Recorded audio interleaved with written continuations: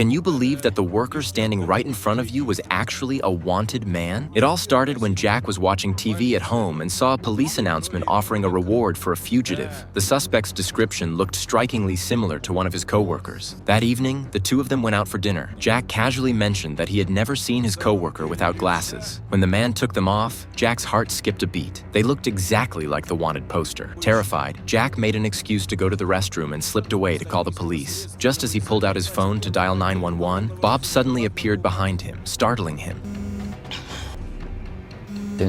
Luckily, a few other co-workers showed up at that moment, saving Jack from whatever might have happened next. Soon after, police officers flooded the construction site, and the detective confirmed that Bob was indeed the fugitive they'd been after. A few months later, Bob resurfaced in Tokyo. To survive, he took a job as a writer for an online media company. One rainy night, a woman named Amy accidentally bumped into him on the street. Seeing him drenched, she invited him to dinner. Bob ended up drinking too much and fell asleep, haunted by nightmares.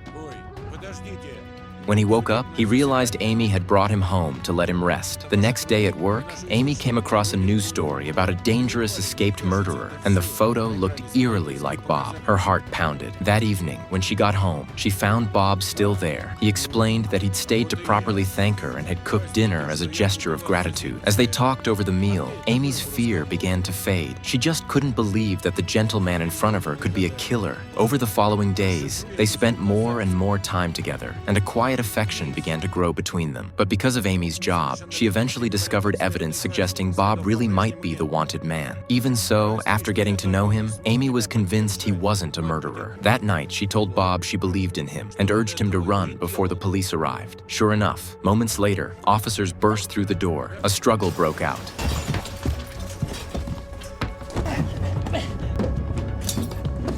And just as one of the officers was about to fire, Amy threw herself between them, giving Bob a split second to escape into the night once again.